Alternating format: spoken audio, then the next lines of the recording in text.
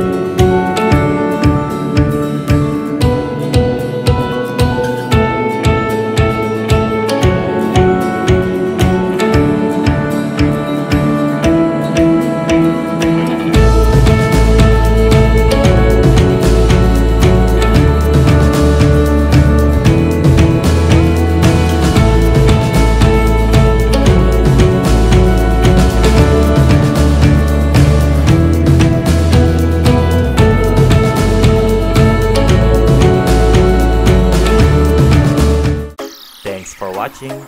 Don't forget to like, comment, and share.